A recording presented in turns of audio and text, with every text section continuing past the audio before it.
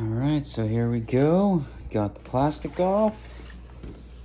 Opening this for the first time. So in here you got the truck body.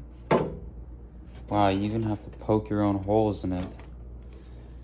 Damn. And then you have a couple different bags. Damn, this is really new to me. I'm used to just buying them ready to run. Holy crap, this is like super professional.